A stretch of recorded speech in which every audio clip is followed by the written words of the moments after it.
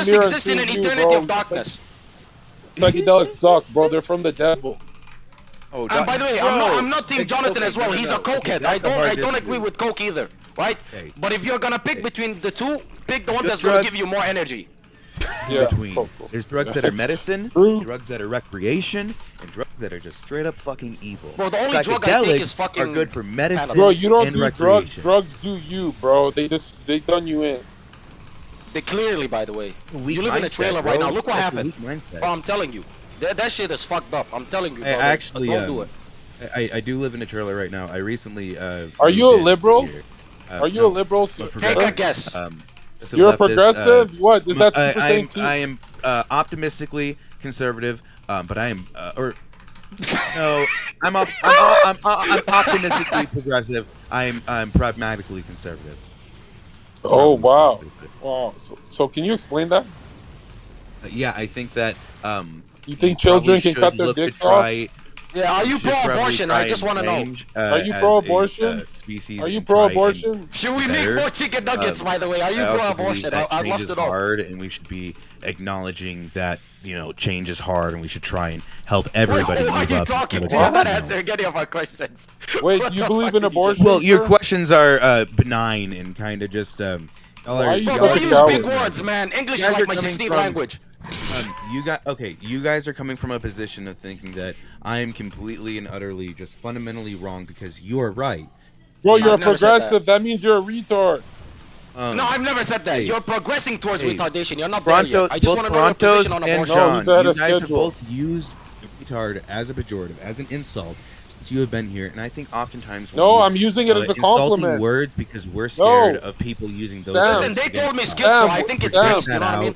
Sam, when make I sure call that you a we Sam, call somebody the retard or the fag first, Sam, so that we're not. Sam, when we call you a retard, we're using it as a compliment. Like we're being True, we're 100%. charitable. They told me you dapped schizo me and up. retard as well, so it's 100% a compliment. Yes. You Dapped need me to up? take it All in a right, good way. all right. So now My tell bad, us my your bad. position on abortion. Do you think we should Yeah, make more let's chicken hear it. I made a What do you video think? on abortion. Okay, I've Just done. answer let me tell you straight, guys you what I do. fucking coward. Let me tell you guys what I Why are fucking you do. being a pussy? Why do you have to You're give us fucking monologues, pussy, bro? Fuck your pussy ass monologue. You got the clap. You got chlamydia. Listen to what I fucking do. All right, I make music. I try and make some visual art. Music's gay, bro. ISIS doesn't listen to music. I cook. I make food. that David will knock Goggins your doesn't fucking either. They have that in fuck common. off. Right, I'm trying to start a business in the food industry. I'm working as a prep cook right now. Working with my mom nice. to try and mobilize some property that we have to get the funds to get a food Wrap business it up and up. running by this summer. Wrap it up. I make should do that. music. Don't have kids if Sometimes you're I gonna make abort video them. essays, and now I'm trying to talk Why don't you just answer? Are you about pro-abortion my or not? ideas. Why are I you made scared? Why are you scared? Uncle I Sam, made they're a not gonna video come on after you. abortion.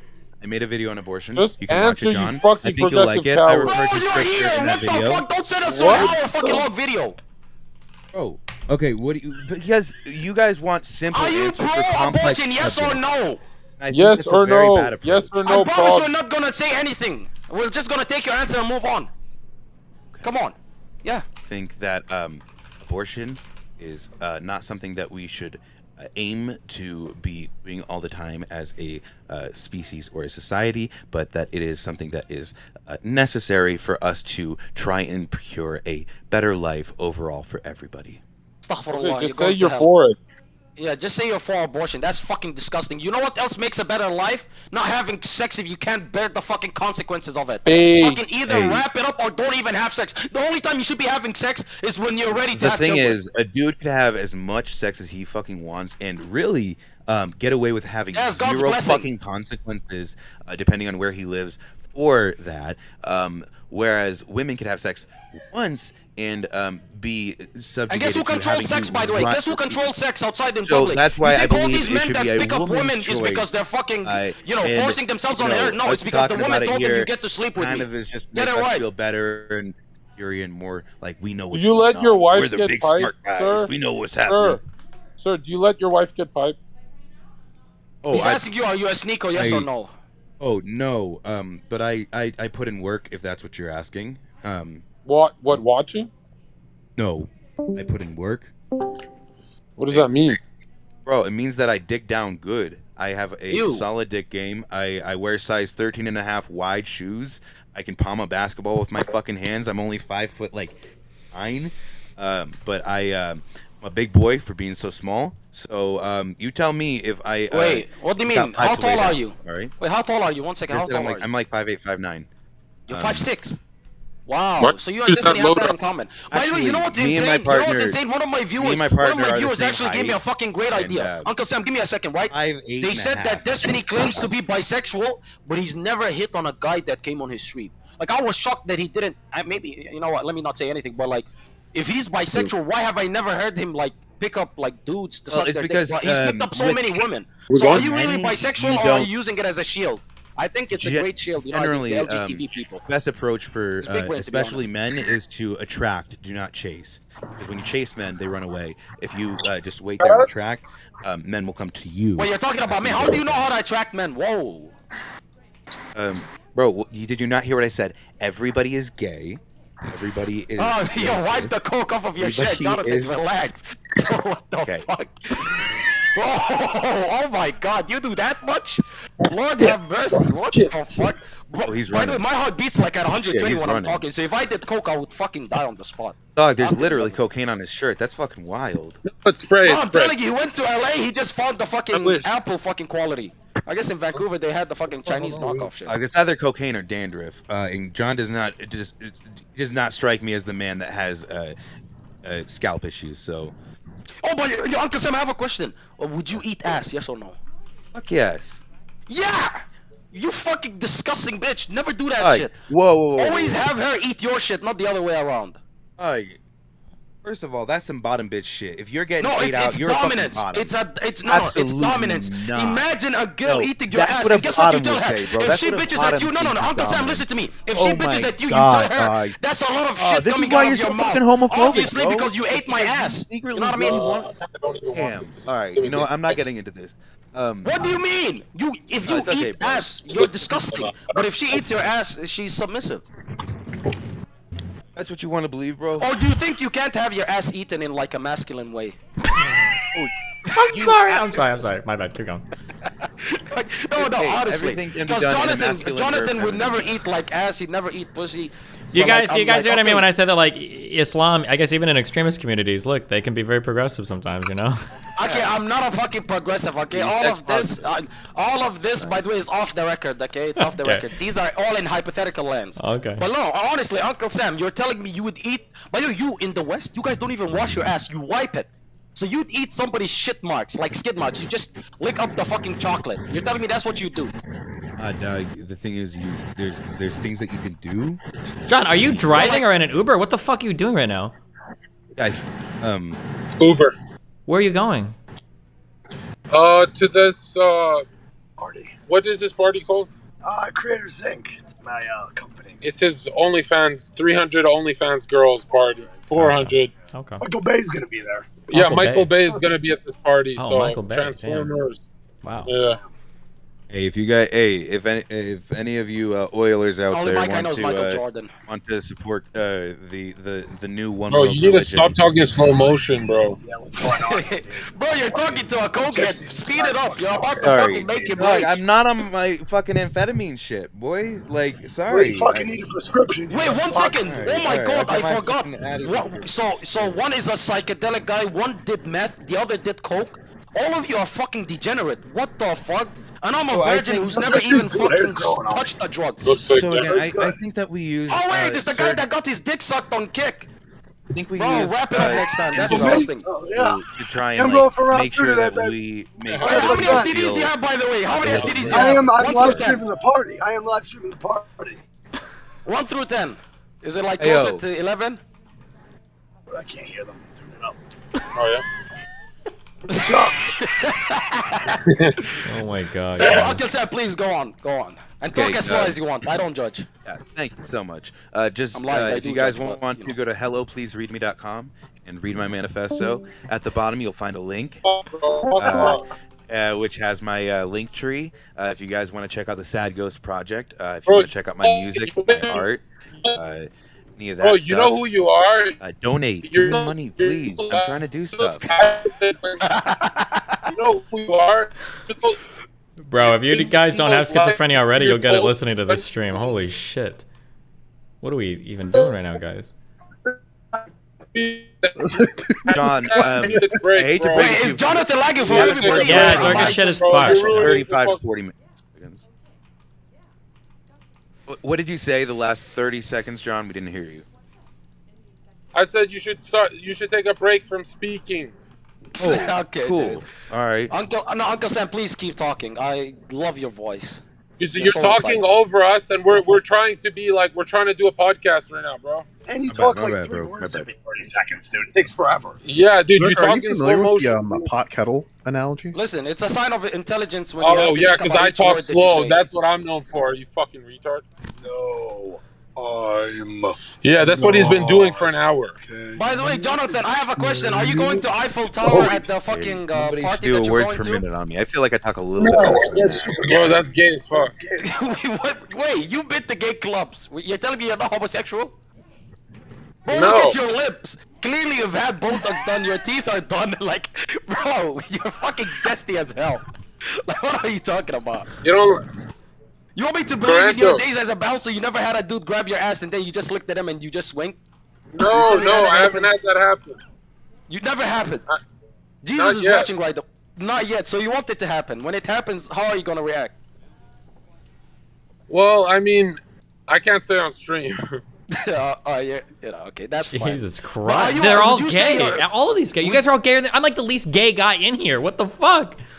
Well, of course you're not gay. It's all for you to not fucking get shat on politically. If they try to cancel you, you're like, I'm fucking non-binary LGTV. Then be like, okay, I'll forgive you. Somebody told me that you identified as non-binary. Is that true? A long time ago. That was cringe shit, okay? No one cares about that anymore.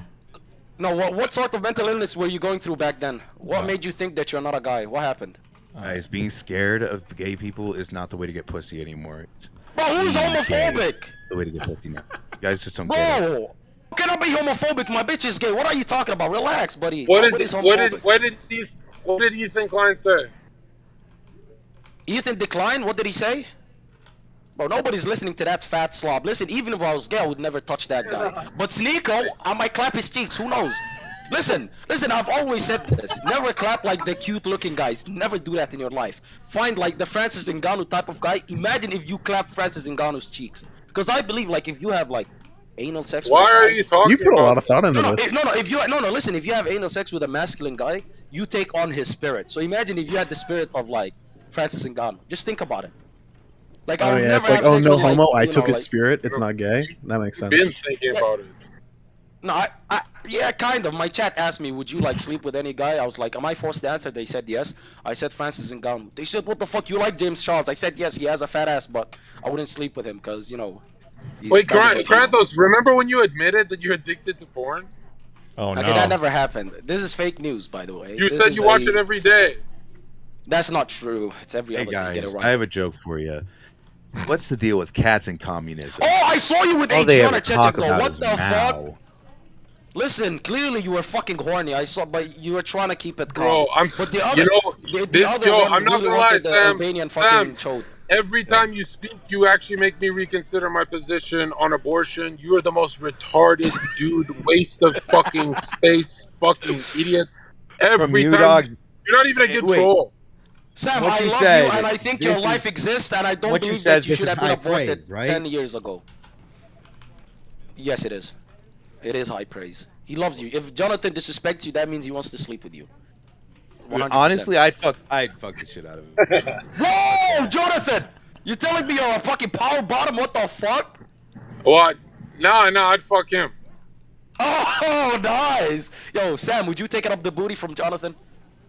I mean, generally, I prefer to top, bro. But like, I don't know if John was Well, willing don't be to like risk. work out a power bottom like You're- switch. It like, doesn't dynamic. look top or bottom doesn't matter. What matters is the lights got to turn off.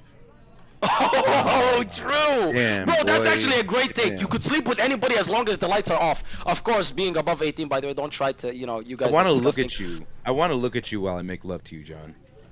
Ooh, Bro, three you wrists, sound like three a wrists. fucking. You actually sound like a fucking dude on a watch list, man. He sounds like that Jimmy Savile or Savage guy, whatever his name is. Like someone, Yeah, but- someone clip Nobody him, knows. and so I'm gonna clip that and send that to your boss. Oh, Do what it. the fuck, you Linda's snitch a ass very nice bitch? What the fuck? At least he wasn't part of the Hells Angels. Relax. I Listen, didn't. Uncle Sam, I didn't I consent. support you. I didn't consent I didn't consent to Bro, you your getting that big shit ass on. consents automatically. If he got you on the bed and your 6'6" ass stayed on the bed, bro, that's consent. You don't have to say yes or no. What the fuck? You're telling me you couldn't get his 5'4" ass off of you? Honestly. How much you weigh right now, John? Think 260. Okay, word. I'm sitting He's at a about fat fuck. 220 right now, so I feel like even though I'm a bit shorter, Bro, I bro, I would feel like we can destroy make you in something a fight. I would destroy you in a fight, bro. You've got the temperament of a gay progressive. You But would would you never destroy win. him in bed? Uncle Sam, You when never he says win. fight, when he You said wanna know what's fight, funny, he's bro? basically I talking gotta- about, you know, rough Yo, play. my and that. my goal is to This blow is up, his risk. like to be big enough to like, you know, be like, hey Hassan, I'm the real socialist Ew. Giga Chad. Even though I'm Ew. short, I'm a short king, and I'm gonna beat the shit out of you. And Bro, I want you to have fight your you. dream is- Your dream is to talk to Right? Hassanabi. 1 second. Your dream is to No, talk to my dream is Hassanabi? no, my dream is to beat Sam. him up in a boxing match, in a celebrity boxing fight. You should keep yourself safe from now on. If your dream is to fucking talk to Hassanabi, that's... No, I don't That's want to talk to terrible. him, bro. I want to fuck him up. And John, You wanna John, fuck him? Whoa, you wanna fuck him? You would be a perfect training partner if I wanted to someday fight Hassan. You would be the perfect sparring partner for me. You would, like, holy shit. So you're saying You they're wouldn't similar. You're last. saying Jonathan and Hassan are similar in strength, right? Yikes. I would assume that John would be like stronger. How would you know he's stronger? Hassan is built like a fridge. He's built like the fucking fridge in my kitchen right now. That motherfucker's wide. The dude's got glamour muscles. He doesn't know how to use them. All right, John. You're saying he's just cute, but John yeah, is like the exactly. big masculine bear that you love. You see, it's because John genuinely does. John is passionate. Hassan believes in nothing. John is passionate. John is a man of passion. That's he has Riz. a bit Jonathan, of that French what, spirit how in do you him. respond to that, Riz? He said you're passionate in bed. What you make out of that? Honestly, Sam, you're the worst troll in history, bro. Like, you're so Hey, dog. bad at what you do. Like, Hey, if you ever come out to Arizona, bro, I will. bro, you make are the definition. You are best your barbecue content is. you have ever had I've in your never. life. Your I content will is fucking literally blow your nails on a mind. chalkboard. I don't know if you eat pork, bro, or if you prefer brisket, but I can do either. I can make you whatever you want. No, bro, I'm not a bro. I will. I will don't. show you what it is like to be wined and dined. You will Wow. not know what it is like to be treated so fucking good until you meet. Find you a guy that could talk to you like Sam is talking to Zerka, by the way, boys. I'm just saying. I'm Sam, bricked up right now. Sam- Don't tell me to stand up. Sam, I don't eat swine, so your species is fine. You're safe. Damn, dog. Elementary damn. bars, nigga. Answer to that right now. Come Now on. we're cutting. Now we're cutting. All right, 8 all Mile. right. We're in 8 Mile right now. 16 kilometers. I'm Let's a get it. lyrical, spiritual, miracle, individual, suckling, fuckling, my buckling, all the God. cuckles and. Yes. Where did you find them? Spiritual miracle. Yes, base bars. No, you actually won You're that like the round. you're like the only happy redditor on earth. Thank you, bro. I like to think that once you learn to that you're worth loving. You're it's attempting all uphill comedy from there. again, bro. You have this thing where you attempt. Oh, I got another comedy, fucking joke. and Okay, you- hold on. No, no, God but yo, loves I a got trier, another by joke. the way. God Okay. loves people who try, I so got keep another trying. joke. I Hold support up! you. Shut the fuck up! I got a joke. Okay, it's called the horny butter skit. All right. So it starts with you waking up in bed, bro. You're all like tired. You're fucking hungry, bro. You're not You're even fucking goofy, bro. circumcised. Shut the You're gross. fuck up, John. You spark your fucking joint. You go downstairs, bro, and you just hear something coming from the fucking fridge, bro. You hear, and you're like, what the fuck is that, bro? You walk over to the fridge and you hear it louder the closer you get to the fridge. You open the fridge. You hear, spread me, spread me. Look over to the left, bro, and there is that butter sitting there, bro. That butter is so fucking just ooed up for you, bro. Alright? This bitch is screaming, fuck me, fuck me. Or sorry, spread me. And you're left with a choice. This is a disaster. Do you spread the butter? Okay, Simon Cowell. Do you go back relax. to bed? Dude, you are like not just a horrible entertainer, but the comedy is so—it's like you're on the moon. It's like you're scratching out. It's so hard to follow with what you're saying because you're Listen, I'm sure that there's somebody in a vegetative state in the hospital that laughed at that joke. All right, Don't this fucking might let be this more nigga relatable. No, shit take a on you. break, bro. No, Take a one break. more joke. One more joke. Good things No, come one in more threes, joke. One more okay? joke. The chat wants it. Go. Oh, guy again? driving fucked Pass up, this- bro. pass this up. Oh, This guy driving talking. fucked up. It's easy. It's just like. He's the final boss of Kumon. Oh, all right. Hey, Hey, yo, driving while inebriated, By driving the way, while Jonathan, fucked up, remind bro. to tell your friend Hey, that he's not a white woman. I don't know what the fuck that on his head is. That shit looks kind of crazy. hey, Is driving he when a you're fucked up, 35-year-old boys, suburban mom? it's just like trying to operate a spaceship. Right? I'm trying to be progressive. Depending on what you're Sorry. fucked up on, depends on what model you're driving, right? Oh, if you're driving like, the fucking mushroom mobile, bro, you better be ready to drive some fucking stretch limo shit, Where's bro. that That Oh, shit you know is, nothing about mushrooms. You're uncircumcised. like, all of a sudden, as soon as you Bro, sit down I'll behind the show steering you a wheel, fucking bro, mushroom. everything becomes like 40 fucking feet longer, bro. It's wild, right? You know what else become 40 feet longer if you circumcise? I'm telling you, you're gonna see a You're whole driving new on world. amphetamines. Okay, no, if you're driving on alcohol. Bro, it's so cute the way Jonathan points to No Mike. one's It's like driving his this boyfriend. It's That shit pearls is to so the fucking swine, cute. bro. What the fuck? It's pearls to the swine, right? Wait, were you saying a joke right now, Sam? I'm gonna Sam, save were my. you saying a I'm gonna joke right save now? my. I'm gonna save my fucking set for someone that can appreciate it. Wait, you're a virgin like me? Say Sam, yes. you're like, it's like waterboarding torture when you talk, You're so bad at that. Yeah. Which, You know by what? the way, That the is the CIA first time I've did heard too. that. You're I have you're heard like a whole lot of that it's shit. you're difficult to horrible, listen to me and for I a don't. long period You're of like time. those guys who don't practice. Like you should practice. That's what I'm doing right now. No, practice is for practicing. pussies. Bro, if it doesn't come to you naturally, just don't ever do it. Nobody told that to Jonathan when he started streaming. I'm trying to help you right now. If it doesn't come to you naturally, don't do it. Stop. Yeah, Bro, you vape? You're fucking disgusting. Bro, what What the are those fuck? toys? Are those toys on top of your shelf? It's my partner's knickknacks and shit. Partner? Nice, you called them knickknacks. What country are you from? Oh my god. I call them things. I'm just looking at Jonathan's lips, so somebody else could talk. It's just like when I see those lips. Let me Yeah, let me he let me reminds me of a pose. certain woman I used to Let me know. pose another set of questions. Bro, do you bel- suck at this, bro. do you, John? Do you believe that Jesus' purpose was to show us that in the Good Samaritan story? I believe in general. I believe that if I asked Jesus to fucking increase your IQ, he would say it's out of my power. I feel like I love Christ so much, but I feel like this is the one time we've seen. Hey, John, you want to play chess? Yeah. Oh, that proves your high IQ, bro. You wanna Read play it. Call of Rule, Duty? bro. What proves IQ to you? What proves IQ to you? You know what's funny? You say a lot of words, but No, you're what still proves IQ to dead. you, John? No, I'm curious. What? But how do you- IQ is how fake. do It's you made by the determine Say white a man. lot Stop of saying words. IQ. That's fucking retarded. You say, not saying You know all what words. IQ? You know what that IQ test is? How many say circles so- could you draw with your left hand? That shit is stupid. You Don't say say, IQ. Sam, you say so many words. Sam, you talk for 10 minutes straight and it's still dead air. It's so weird how you do that. I don't care. As long as Bro, I'm no, making Sam, myself Sam, laugh, no, bro, no, that's Sam, what listen to me. matters. Sam, stop talking. This guy's in LA. Take the next bus and pull up on this nigga. Pull up, bro. If I were you, I could never personally, me personally, I could never take this level of disrespect. But I don't know you. Maybe you like being Most dominated. I don't peaceful know. Muslim. I know they're very peaceful. By the way, Slick, I would Slick, never I don't know fight who you this are. dude. Relax. I would You never fight fight this dude? Sam because could you imagine if the police stopped us and then we got to hear Sam's side of the story? Put a fucking bullet in my fucking brain, bro. Bro, yes.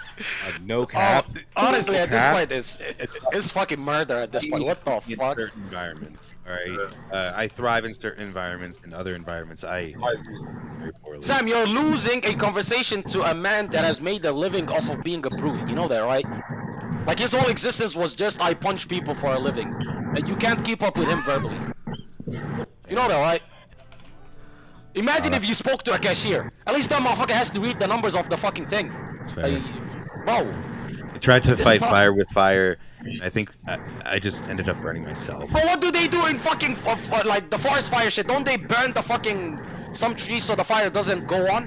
You need to fight fire with fire. Come on now. Sam, you remind me of a failed camp counselor. Thank you.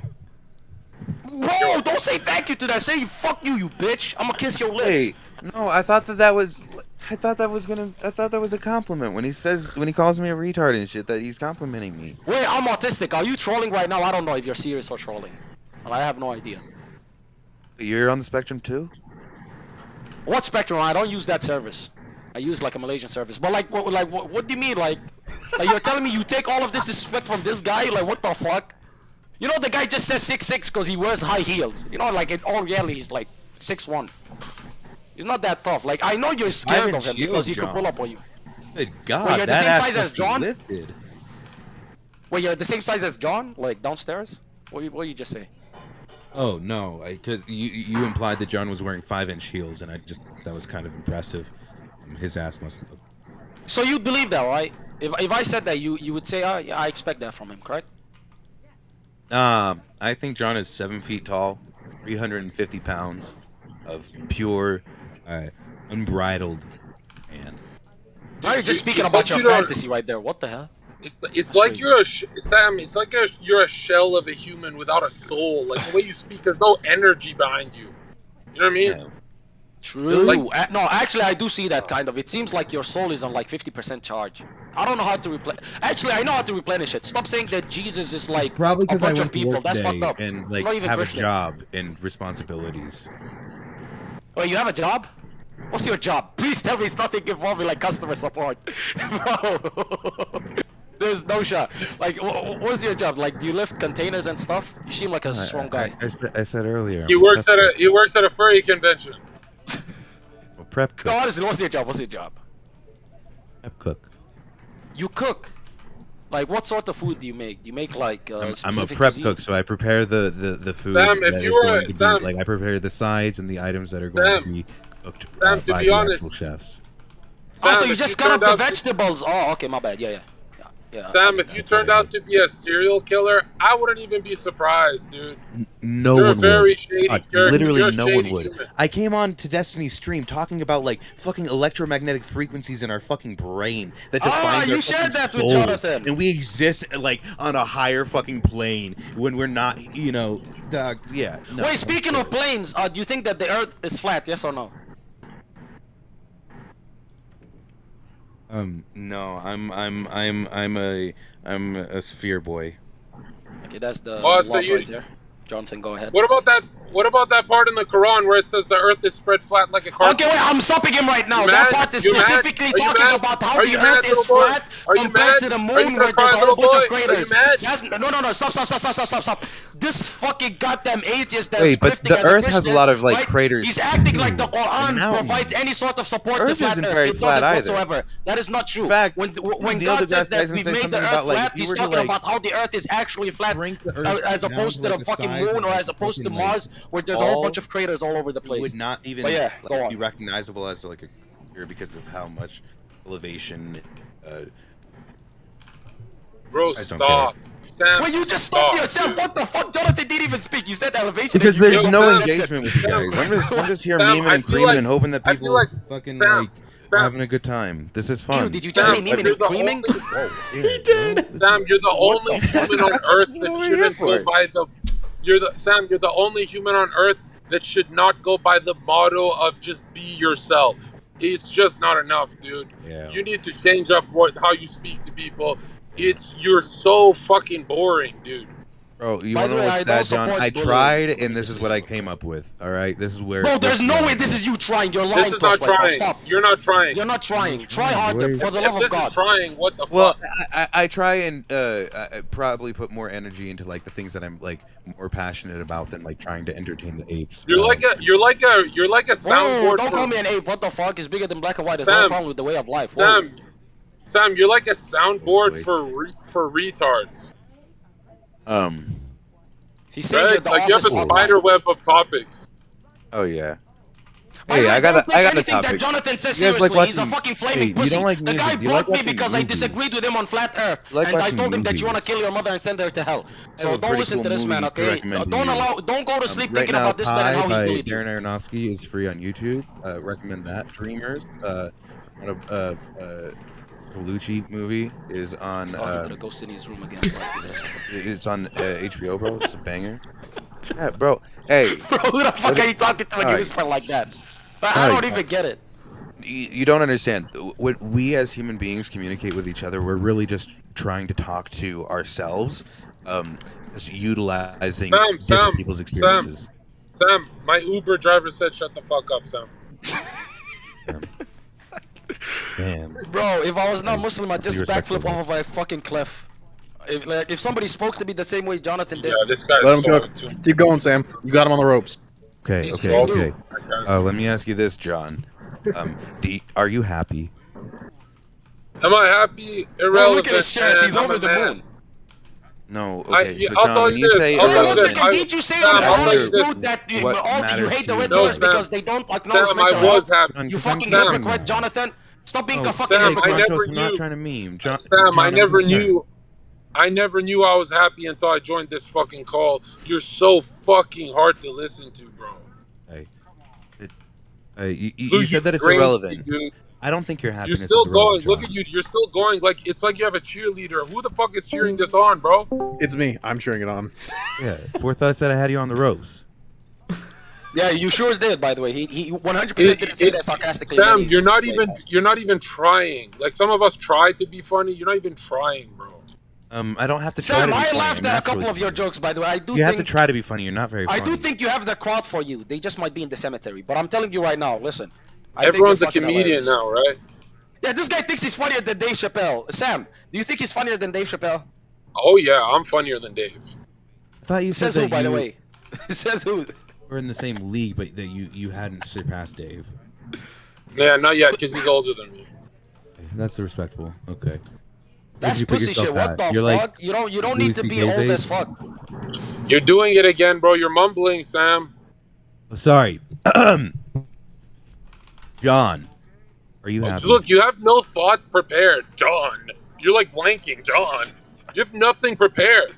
What are you gonna say? I asked you a question. I asked, are you happy? You know, I am happy. I am happy. I was happy before I joined this fucking I'm call. sorry. I'm sorry that this call made you unhappy. You have taken up all the airtime, Sam. That's what you did today.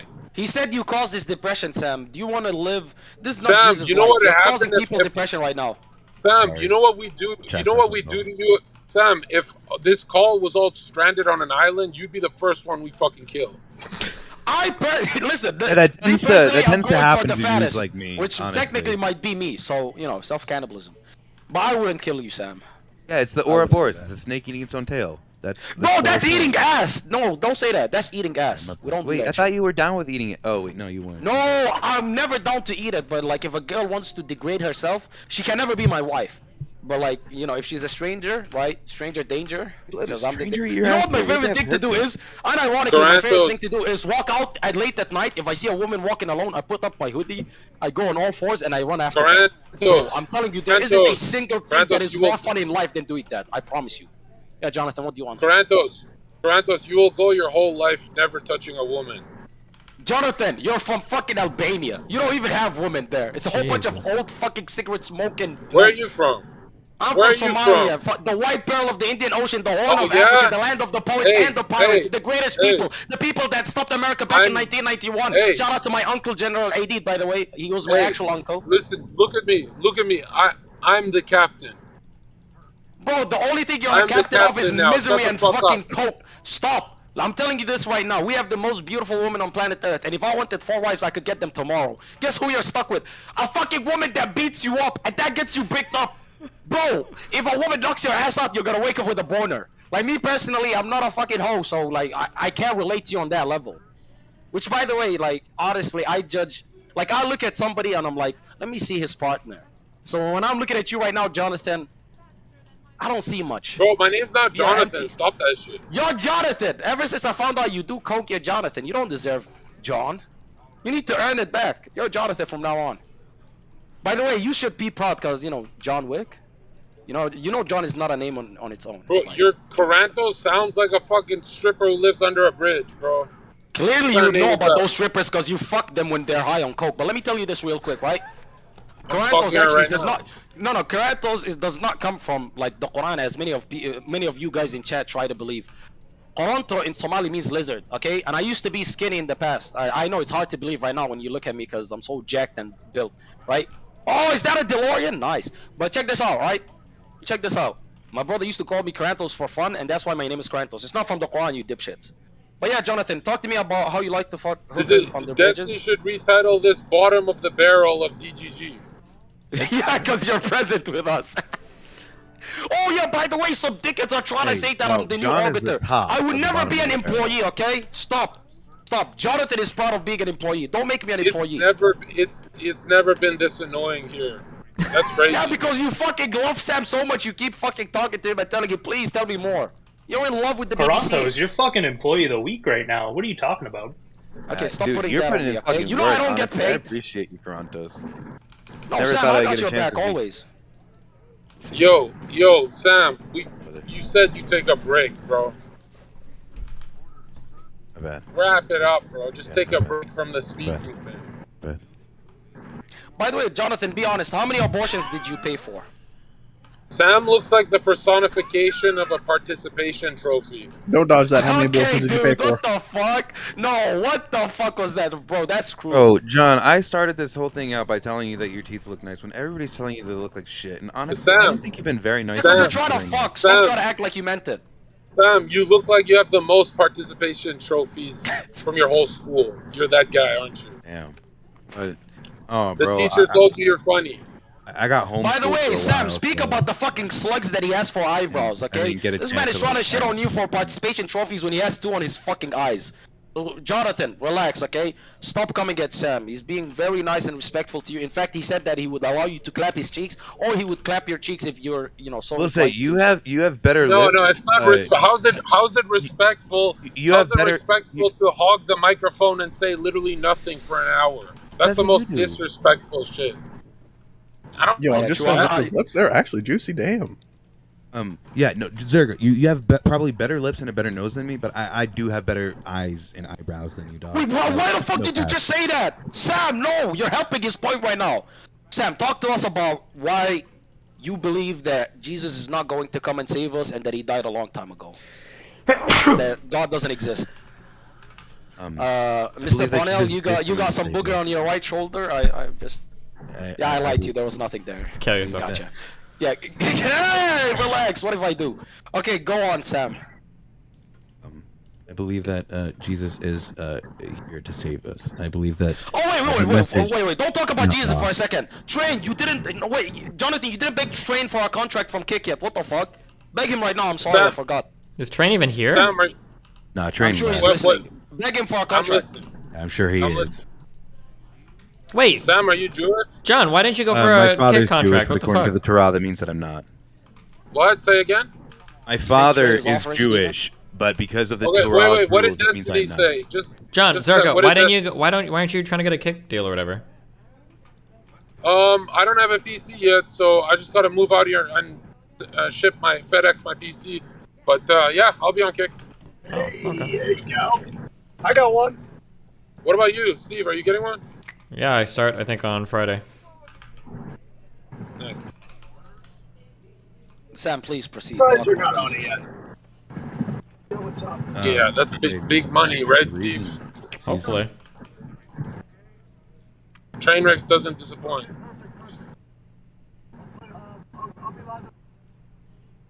Maybe Trainwrecks could even get Sam a deal.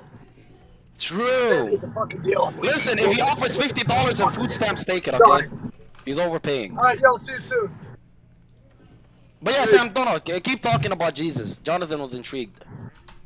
Yeah, let's hear I think your- it's more important than Jesus, but I do believe that the name of Jesus holds power because people believe it holds power. I believe that because there has been prophecies of the Messiah, of this good Samaritan type person who is willing to sacrifice themselves for the sake of humanity.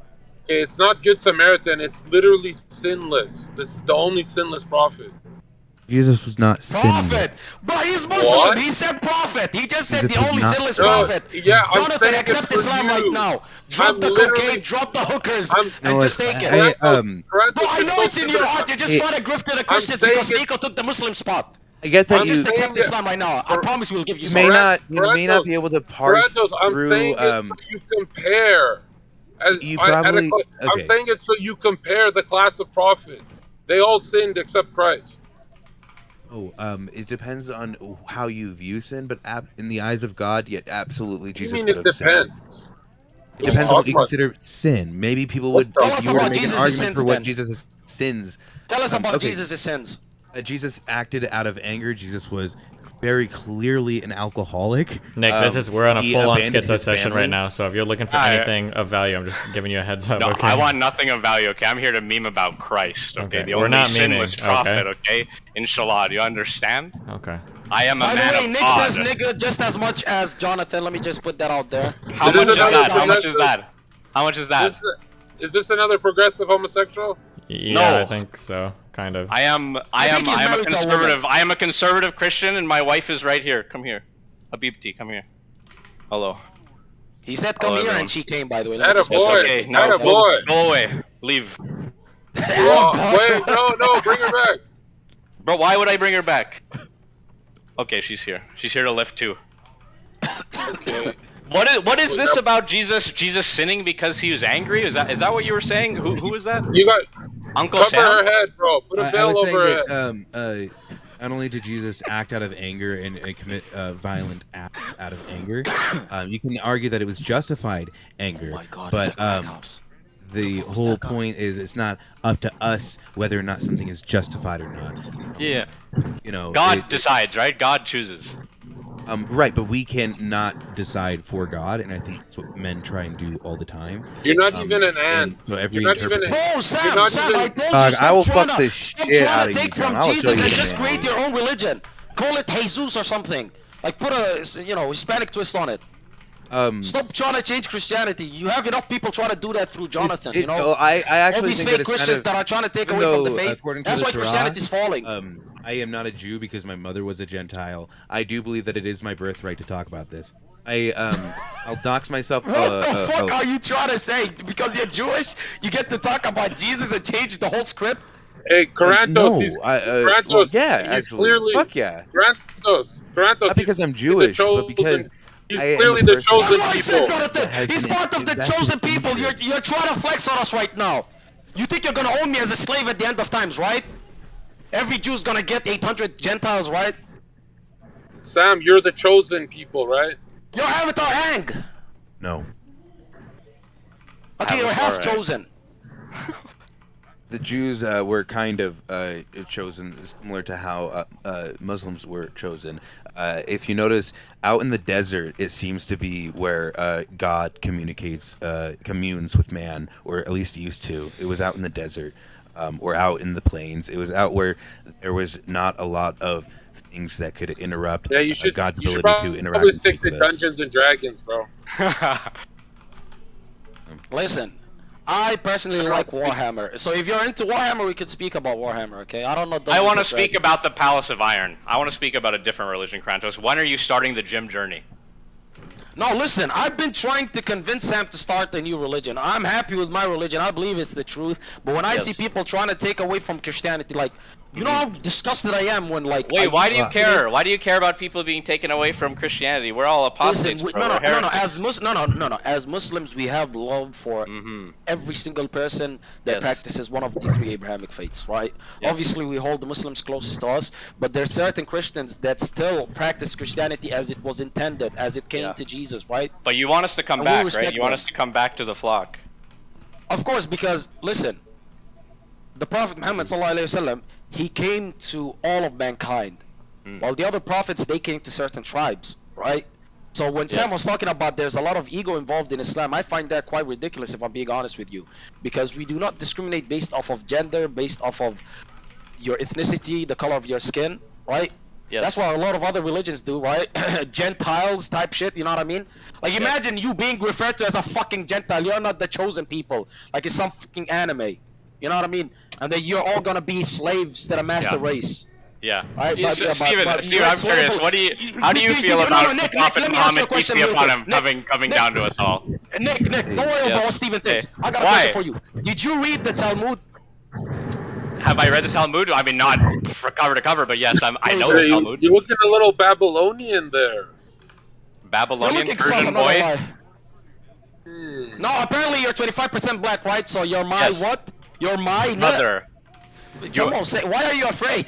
You called me a nigga 10 times. Like, What are you talking about? I didn't call you. I did not Just call say- you a nigga 10 say times. the I do not know what you're talking the about. fuck? Why did you just say the N-word? What the fuck's bigger than black Because and white? I'm a Stop being quarter racist. Nigerian. It's enough. It's enough. Yeah, that quarter's not working overtime, clearly. You look so Yo, white. yo, you look like yo. a pasty panther, a vanilla gorilla. How I dare live in you say Canada. the I live N-word? in Canada. I'm so far from Yo, the that- equator, bro. I have no melanin in me. Hey, okay, I am offended right now and I require 10 You're not seconds. offended. You're lying. You're lying, Krantos. You're lying to me. Of course, I'm not African American. How could I be offended? I know. You're a West African. I know. My people conducted a proud business involving West African African-Americans. strong. You've got the blood in you. I know. My East African people are known as merchants. Okay, we did a lot of business involving African Americans, and I promise you, it wasn't as you guys partners, are, okay? you guys are my niggas. Whoa, Jonathan, you I agree. fucking bitch! You Albanian What? hoe! What? You pasty goddamn We didn't have monkey! slaves. How dare I'm you say Albanian. the fucking N-word? I'm not black. I'm Albanian. Hey, I'm not. you guys I'm be down. Where are you from, John? Where are you? I'm You're from Albanian the and black. Caucasus. I'm You're half from black, the half heart of the Albanian. white motherland. How dare you say the N-word? No, come on. I mean, John looks like he's from the Levant. He's a strong No, Levantine he looks like he stock, fucking yeah? stepped into the sun for 10 minutes. He has a quick tan. You think every Italian dickhead could call me a nigga? Huh? You think I'm gonna let that slide?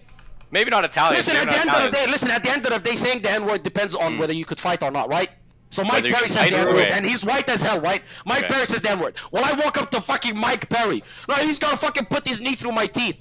But Yeah. John Zirk, I'm gonna check him, because, you know, he's a bitch. So You don't ain't say This checking that. is an bitch. interesting You're question, not actually, checking I'm Krantos. shit. How, checking you and your fucking goofy teeth, You're nigga. not checking Krantos, shit. how black? You wouldn't How check black shit. do you think you have to be to say the N-word, Krantos? What's your? Oh my God. You ain't shit, nigga. You ain't shit. You ain't got shit on me, boy. You and your cute lips. I'll knock you out and then I'll kiss you, bitch. Watch Come and get it. Come and get it. WS. Hey, How black? How black do you think Bro, you have look to at him. be? Look at him fucking trying to moisturize his lips. John, stop being gay. What the fuck? Bro, you're so Listen, sexy. listen. You can't threaten me like that. I'm Is 8. that why? Does it get you excited? I know you love when your partners beat you up. Where is this coming from? Where is this coming You from? fucking love it. Should I fucking throw an iPhone on your face or something? Oh, wait, did John leave? Did you bully him out, Krantos? What's the matter with you? John is our brother, Krantos. See, now I feel bad. Now I feel bad. Look at what I did. I'm sorry, guys. I can't believe you did that. I didn't mean to believe you bully did the that, 6'6" giant. I'm so sorry. I'm sorry. Listen, I heard you say something earlier, Krantos, okay? I want to ask Wait you 1 about second. it. My shit is lagging. I'll be back. Give me 2 seconds. Oh! What's up? How you guys doing Hey, today, Nick doing good. Erudite? She can't hear you. Well, I guess she's behind. How are you doing? Destiny asks how you're doing. Oh wait, it's that Nick. Hi, Good. Nick. Yeah. Good. Hi. Yeah. What do you think? What do you think, Destiny, about the Prophet Muhammad, peace be upon him? You know, coming down to all of the tribes. You know, Well, you know, I wish him. prophesying to all of us equally. I wish him the best of luck. You know. Yeah. Is that true that I mean, he Muslims passed don't have away, any kind of racial? Wait, do Christians don't necessarily have racial shit built in, right? No, they do. They No, say no, that no. God created us in His image, and what do they portray God as? They think God looks Listen. like you. with Okay, all hold that on. shit. But they some of also us, said, but that's they just also some of said us. that the life of Muhammad didn't have anything to do with like that his morals transcended time and space. So you're also trying to say that like, well, in the past people married women at different ages. So which one is it? No. But you're also forgetting the fact that the Prophet had more than 4 wives, but us. Yeah, as I know, but Muslims, some we're only listen, limited- some Islamic dude, some so not Islamic dude everything emailed that the me. Some Prophet- Islamic guy emailed me. He said, "Don't let this mass motherfucker try to pull some Muhammad lived by a different standard back then, because apparently you guys are supposed to believe that he lived by the perfect standards, like that transcend time and space. Is that true?" No, we believe that we should act in a lot of ways as the Prophet did. But Uh-huh. there are certain things that the Prophet did that we can't do. So, for example, one of them being that the Prophet had way more than 4 wives. Wait, are We you can't have more Sunni than or 4. Shia, Krantos? Are you Sunni or Shia?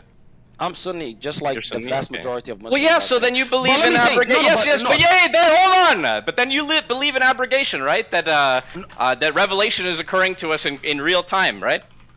No, check this out. I'll tell you what I believe in. I believe that Okay. the distinctions between Sunnis and Shias, that was Yeah, just yeah. created by man. If you were to look at the Quran, if you were to look at the deen itself, the faith, there's nothing that states that there's Sunnis or Shias. There's no separation there. And also, this quote-unquote Muslim that emailed you is glazing, man. Stop glazing, gang. If you want to talk to me, just fucking DM me, okay? Oh, it was My the guy DMs are that open. was part of your debate, Uzarath or whatever, Uzmeth. I'm fucking his name up. What? Uzabak betrayed me? Yeah. You know what happens to people that betray others, right? Off with Well. his head at this point. I'm sorry, okay? No mercy. Okay. No mercy. But yeah, but trying to say that, I want you to understand this. There is nothing Islamically, if you were to look at the deen itself, if you were to look at the Quran, you were to look at the Sunnah, there's nothing that says you have to do X, Y, and Z. You have to go marry a 9-year-old. You have to go get 9 wives like the Prophet. There's nothing Islamically based. So if people have any sort of criticism towards Islam, and the first thing that they bring up was the Prophet's marriage to Aisha radiallahu anha, it doesn't really make any sense. Because you're You just guys arguing do the not life have of a the Prophet, DMT you're not trip arguing together? the deen. What, did I ever have butt sex with Steven? No. I haven't been to Miami yet. Or is that no? I'm sorry. Is that what you not? You didn't say that, right? I'm sorry. No, What I did you say? asked if you gentlemen would be interested in having a DMT trip together. Fuck. Actually, I wanted to do it because Joe Rogan poisoned my brain, but then my brother smacked me because I have a base twin brother. He smacked me. He's like, "Bro, drugs are haram." I was like, "True." Twin, fraternal or identical? Fraternal, identical twins are disgusting. Do you know the fucking phenomenon of identical female OnlyFans content creators? No, I do not know. I've spoken about it previously on this stream. How do you know? Why are you delving into these recesses of the Listen, internet? the greatest way to take down the opposition is to think and look at the world as the opposition does. Okay. Okay. So I have purposefully fucking for a couple of hours every single day. I put myself in the boots of people like Mr. Like Kenneth Steven. over here, right? Yes. Okay. So then I see You're the calling me world Mr. through Kenneth? their eyes. Yes. How the fuck do you know my middle name? So check this out, right? I know a lot, okay? Live docs. When you're a Muslim, God gives you a lot of things, right? So you should pick it up. It will help you in your debates, right? So let me say this real quick, right?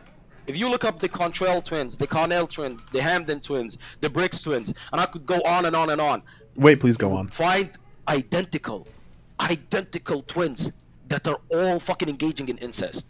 Now, Nick, do you think that's look like a guy unethical? that likes a little bit of incest? So are you into that Why? sort of stuff, or are you against Why? it? Because I look Babylonian? Because I look like I'm from the Levant? Yeah, What it's does the that mean? hair. Yeah, it's the hair. Okay. And I've seen a couple of Lebanese guys that look like you, and I'm not particularly fond Some of what? the Some Lebanese. paninis? Lebanese. Oh, Lebanese. Yeah, same thing. Panini, Lebanese. You know, I'm same not. thing, I'm right? not actually Middle Eastern at all. Eh? I'm Yeah, Nigerian you and said Irish. you're like 25% Nigerian, and the rest is Irish. Yeah. But I look like Greek, man. I look Greek. Yeah, I mean, you look different. I'd say that. I say you look different. But what do you think about the incest identical twins on OnlyFans? You support that? I don't kind know of sex work? anything. I don't know anything about them, Krantos. Wait, do you think I'm making it up? I swear to God, I'm not making it up. It's all real. No, I believe Guys, it. look it up. You said a lot of names. Unfortunately, sadly. I'll tell you, twins Krantos. I think are it is black. haram. Okay, I think it is haram. Okay. True. That's what it is. True. Do you think people shouldn't marry their cousins? But I also think cousins. I don't know. Maybe third is okay. I'm not sure. Yeah, second is fine. First is also Second? Okay. You get away with it because if you were to What do you impregnate them, think, the Destiny? chances of Where's them the coming line? out Second fucking cousin, before third is not cousin? crazy. What is it? How far? I haven't thought about All this one too cousins. much. I'm not too sure. Okay. Well, look up the studies. If you bear a child with your first cousin, the chances of them coming out fucking retarded or something like that is damn near equal to the chances of them coming out retarded if you were to sleep with somebody that's not your cousin. Yes. The incest that you know in Islam that we look down upon is your sister, your mother, your aunt. I mean, if it's cousins for too long though, it's kind of the same problem, right? Like you do it enough I mean, if you times. lived with them, it's pretty weird. If you grew up with them and then you end up fucking marrying them, of course it's weird. I do agree with that. Yeah. Where are you from specifically? You keep saying East Africa, but where? Where at? Oh, I am from the white pearl of the Indian Ocean, the crown jewel of Africa, the land of the poets and the pirates. I'm from Somalia. Somalia. Oh, it's the girl that paints her titties. Nick, say hi. Hi. Who is it? You already knew who I was talking about when I said that. I have no idea who it is. I have no idea. I literally Okay, that's just fair. joined because I can Oh. turn Karantos down. Bro, you can't talk down a wall right if you tried. Have you ever heard yourself speak? Yeah, I'm gonna. You know, it's not. I don't need to be the most enlightened figure to be able to.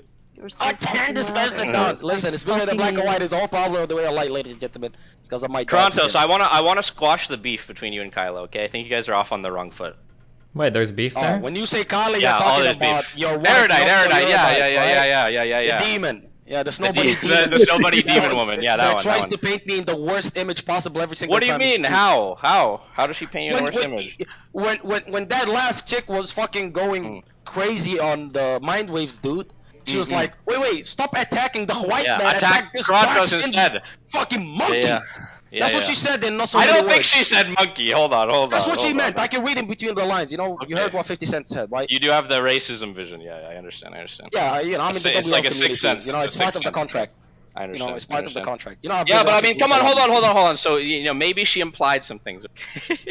Maybe she True, implied she some did. things. But the first time you ever met her, okay, you were saying to her, you were screaming, "Haram, you are a slut! You demon woman! You said all these things." Okay, hold on. I read between the lines. I read between the lines. Don't do that. Clear, you do not have the capability of doing so. Okay, Leave that I up was to the reading between the professionals. lines. I was reading between the lines. I could hear it. I could understand. Snow Bunny Demon Woman. What else does it mean? Yes, I said Snow Bunny Demon because that's what she is. Now let me tell you why I say this, right? I do Yeah. not trust white women. White women are Okay. demonic. True. I would trust a KKK white man before I trust a fucking suburban San Francisco Also fucking true. living white chick. Also Never true. happening in my entire existence. If you were to look in the United States of America, you would see a fucking line, and black men and white women are on the complete polar opposite ends of those fucking graphs, right? The white woman is seen as this soft, delicate creature that needs to be protected and taken care of, and the black man is seen as this brute, fucking rough villain. So imagine a white. You've seen the case where women make up rape accusations, for instance. If a white chick made up a rape accusation against a fucking dude, black dude is GG's. Against all dudes, it's GG because white women are like the fucking Thanos of all fucking accusations. You know, if a black woman accuses you, you can finesse it. You know, she's a black woman. You could just say, yeah, black woman, they're ratchet, right? You know, use the stereotypes. But with white women, they're seen in such a fucking loving light that you can't do anything about it. So I like to be proactive, right? I've said, listen, greatest way to not get fucking raped, try to not put yourself in situations where there are bad actors. Just like greatest way of not getting accused of anything crazy, I don't fucking interact with Snow Bunny Demon. So if a white woman fucking DM'd me, block. I don't give a fuck if it's Melania Trump. So what does that say? What does that say about our relationship? You said that you judge men based on their women, okay? And you're saying all these things about my women. So what does that mean about me? No. You're a white man. You get away with it, right? You get away with it. Listen, I have I'm a white man. I'm a white man. Yeah, I have. Dude, stop trying to jack blackness. You are white as hell. You're 75% Irish, okay? But listen, I let you get away with the N-word, though. I have nothing against white women, though. I call them white women. I don't like to say white. I don't have anything against white women. White. Like, I really don't. I really don't have anything against them. But it's just that I'm extra precautious around them. Just like if you have a black dude walking behind you with his hoodie up, you know, you're not racist, but, you know, you might cross the road. Fuck it. You know what I mean? At least you live to see another day, you know what I mean? Are you a? Is that not fair? Is that not fair? Hold on, I want to ask. Are you a big fan of Jared Taylor? Is that where you got the old white? The white. I have no idea who that is. I just said it because it came naturally to me. Listen, Clearly, I think as it is came naturally entirely to me. understandable, Krontos, for you to have your your preconceptions about white women. I think it's okay. I understand. It's where not you're coming preconceptions. It's based off of what I've seen throughout my life. I've seen way too many cases of false sexual harassment or fucking rape accusations made by white women against black men. Okay, your Funny enough, I think- post-conceptions. Your one second, post-conceptions. No, I think Mr. Barnell over here is gonna agree with me, right? There is a white woman, a beluga whale, mind you, and this is how I know that the odds are completely against black men. This chick was built like she's a beach ball. She was circular. She could honestly, she could have had her own fucking orbit, right? And she accused 20 men of fucking rape. They all ended up serving time, and she lied about all of them. Now listen, this might sound red pillish, but you're telling me that somebody is going to try to force themselves on that beached whale? Like, get the fuck out of here. If that was a black woman, there is no shot on any planet that she would have gotten away with. What? Just for people that don't know in chat, what are we talking about? Which case here? I have no You idea. can look it up. You can look it up. I think it was in the United Kingdom. You can look it up. You could also look up another case where a white that the one woman with the made a crane? false claim. I'm not sure, but let me tell you about this other case. It was a woman that falsely accused a D1 NFL prospect of rape, ended up serving 7 years in jail, right? Which is, by the way, how long an average NFL career is, give or take 2 years, right? And his fucking generational wealth opportunity has been destroyed. And now, as somebody who cares about material harm, Destiny, would you approve of that guy, you know, getting his revenge back in blood? You know what I'm saying? I don't know, man. Would you Good approve question. of it? I'd have to think about it. Would you? Yes or no? I'm curious. Least violent Muslim. I'm curious. No. Let's hear your atheist answer. At May possibly, yeah. I don't know if I believe in vengeance. Remember, I believe in protecting your income. I don't know if I believe in vengeance, though. Like, that's a fundamentally different thing, right? Yeah, but the law betrayed you in this instance. The law falsely fucking put you in prison. Yeah, but killing her Right? after the fact isn't going to help you at all, right?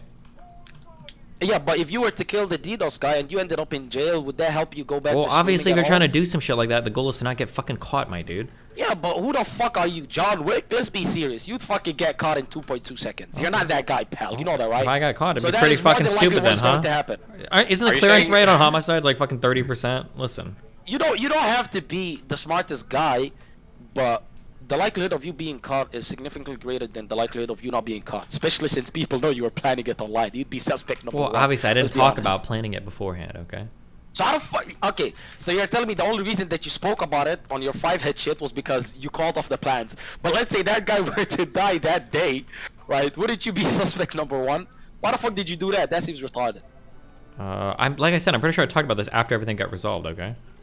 I figured out how to Yeah, stop sure. the DDoSing bullshit, and then I was good. But right now, Well, you're are we trying to talking moral- about the down the street guy or whatever? The old clip? You're trying to morally high road because you never said in our previous conversations that you had anything against vengeance. You just said if somebody's Well, trying no, to fuck with vengeance you- was I was in favor of violence for self-defense, for material harm. Self-defense implies prevention, not vengeance. Right? Yeah, last time I checked, self-defense does not fucking entail killing somebody that's not actually fucking causing you any physical Last harm. time I checked, Unless now you self-defense wanna- doesn't mean killing somebody after they've done harm to you. That's not self-defense. That's called vengeance. Yeah, but your whole motive was principle. You even said it Yeah, yourself. principally It's the principle- self-defense. No, principally, if a guy is fucking with your bag, you have all the right in the world to go get him back in blood. That is your position. Not get You him said back, it. keep him from hurting you in the future. Yeah, but your idea is nonsensical because you're trying to act like you would get away with it. So you would have no Why did you future just if you were switch to kill totally him. different argument? Okay. Listen, I'm not switching. I can That's leave the in like reality of things. 9 minutes, so you guys better wrap up your fucking meme shit, okay? Okay. I want to know, Krantos, when are you going to the gym? Okay, I don't want to talk about this haram shit anymore. I want to talk about some Listen, the halal gym- shit. the gy- the Okay, some gym- good shit. I'll tell you this. That's Hey, a great tell me. question. The gym, just like showering, is propaganda. No, You think? this is false. No, let me ask you this. Are you such a smelly piece of shit that you have to shower every day? No. Thank you. Why are they pushing people to shower? Wait, every so day? you don't I'll you don't have to go to the gym every day. You have to go 3 times a week, like the No, prophet. no. I'll tell you this. I'll tell you this. I'll tell you this. I'll tell you this. Peace be upon him. Right? Peace be I'll upon tell him. you this. Good job, boys. I'm Yes, proud sir. of you. I'll tell you this, right? Hmm. I have the stamina of a world-class white athlete. Okay. And Why I'm white? welterweight and I'm belt. Yeah, because the black brothers, we share that black hood in common, right? So if they're more built than me, they're gonna be better, right? Yes, but our 'Cause, you know, Kenyans, our obviously- Kenyan brothers, they're really good at the endurance. Listen, they're really as good a at great man, that goes by the name Nicholas Fuentes once said, race is real, ladies and gentlemen, and obviously East Africans are the superior people. But let me tell you this real quick, right? I come from the land of high mountains, okay? My endurance is great, so I don't necessarily need to go to the gym other than aesthetic fucking reasons. But guess what? Some countries see fat niggas as some sort of fucking attractive thing because that means they're not brokies. So you know what? Don't hate the player, hate I the want game. you to I'll be just strong, change fucking Krantos. I locations. want you to be strong. I want you to be like the. I want am you to already resemble. strong. I'm I pretty sure listen. that I could fucking lift Okay. 120 kilos. I don't know 120 how kilos. how much. I don't know how much that is in fucking pounds. What's that like three? That's like is that like 350? No, it's like around 250. 50. 260. Wait, is it? kg. Yeah. 100. It's 264. Like I could 264, comfortably okay. lift 264. Okay, I'm lying with the comfortably part, but I could lift it. So how much stronger do I need to get? Okay, As I'm strong not as gonna you marry get, a Lisa, beluga okay? whale. I'm about to attempt, I'm not okay? gonna marry a chick that's gonna break my back. As long as I could pick her up, that's all I need. I'm about to attempt, okay, 415 for the first time in a year, okay? And if I can hit this lift, then you need to start the gym journey, okay? I'll make See, a I free would yell, routine for but- you, okay? I would yell to hype you up, but people already complain about my loud voice, so I'm supporting you in spirit. Okay. I hear you, but I listen. I want your word, okay? I want your word that if I hit this lift, that you're gonna start your gym journey, okay, with me. So together we will both go, okay? We'll Wait, go is to this a the depths PR? of Okay, this before world, I answer and that, we- is that a PR? Is that a PR? No. It's like a then- 2-year. no, It's like no, a no. 2-year. It's like a two-year PR. We need to look like profit together, okay? You know what? Fuck it. Yeah, go for it. Okay. All right. I don't know if I'll hit this. I genuinely have no idea. I am rooting against you because you want me to go to the gym. Okay. Well, I'll make you a free routine though, okay? We'll do this Actually, together. I am looking for. Oh, thank you. I am looking for somebody who makes me a fucking routine and an editor. Guys, I'm gonna pay you slave wages, but come on, I don't have a kick and rumble contract. Please stop. I make like $100 off of Twitch. Hey, bro, could I borrow $10? I got you, my man. Can't take it all to the grave, right? Yeah, man, Nick, brother. go on ahead, brother. When you're ready, Sumo? take a deep breath. Cringe. Take a deep breath. The cross on your chest is probably what's going to fail you, but it is what it is. Here, I'll unmute so that you guys can hear him groan. Ooh. ASMR. This is for you, Steven. ASMR. Thanks. You're welcome.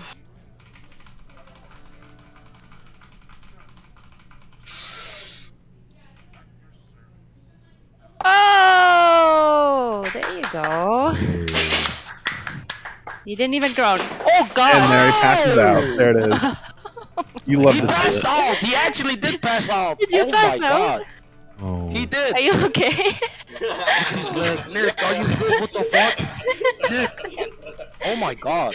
Thank goodness for Canadian healthcare. Oh, you white people are insane. You laugh at people when they get hurt. What the fuck? Are you Nick, okay? are you dead? No, clearly he's not. He's walking around. I see you. Oh, what the fuck? Oh, I thought you was doing something else with her head. Oh, the prophet I'm not was on with kick me. yet. The prophet was with me. You Until almost the very went to end, see though. him. Inshallah. What the hell? Lord have mercy, man. Oh. See, now I promise you I will at least go to the gym once this week just because of... Once this week. Yeah, Once this week just week. started, okay? Okay, I might go twice, okay? Stop bullying me. Hey, I feel you guys want great. to shoot, invest in the Sad Ghost project? Me and my partner are actually going to try and make a short film about getting in shape. All right, I don't want to say anything more than that. We're going to try and release it within the next 6 months, and it's going to be great. We're going to actually get in pretty good fucking shape. And somehow make it an actual like piece of entertainment. So hey, wish us luck, gang. What are you doing? How are you getting in shape? Just standard. Like we're gonna do pretty radical diet change. Be taking a lot of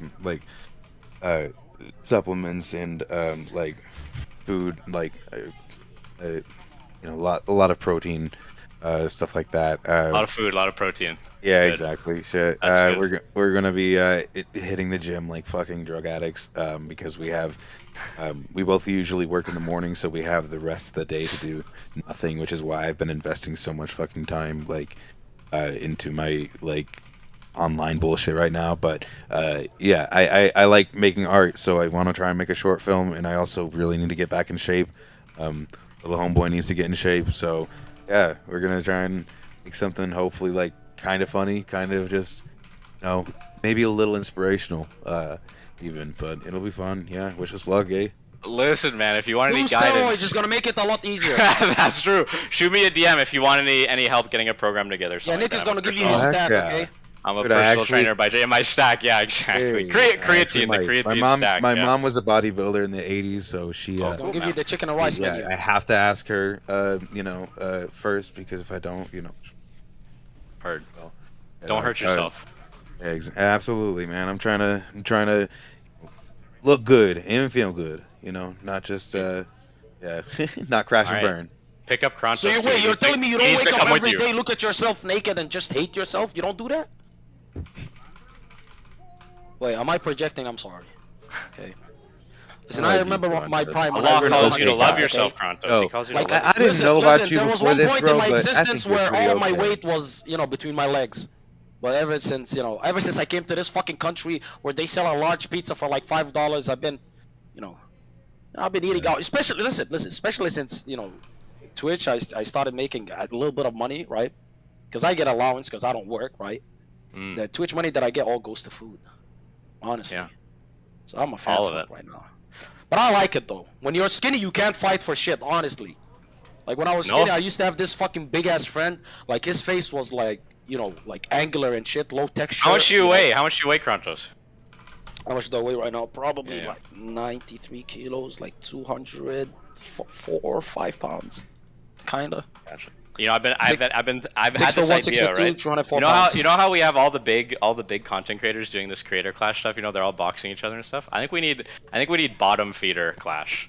I think we need all the tiny content creators to start fighting each I've other. been saying that 100%. I've been saying Okay. that somebody big needs to create some sort of content for the small Andes. I would fight a fucking giant. You talking like bare knuckle shit, I've been boys? looking to You get talking knocked out like recently. I don't giving know. it an extra edge? What do Doing you some think, bare Steven? knuckle shit? Orbiter Wars IRL? You're just making like I'm not politics. I'm not a fucking employee. Do it like politics boxing.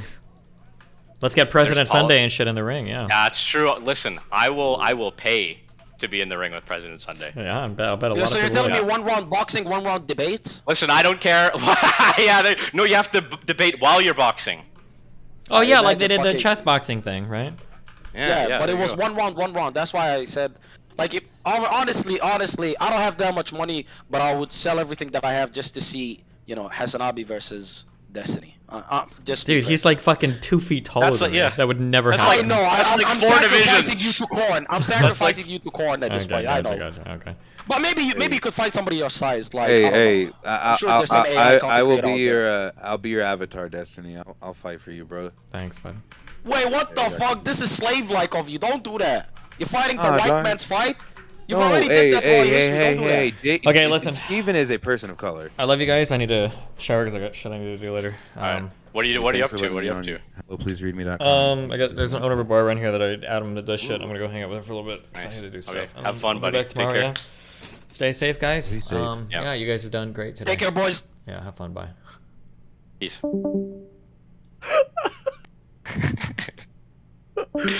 Bye. What a bang. What a fucking stream. Okay, tomorrow we're gonna start with the GitHub stuff. Okay, since I clearly can't.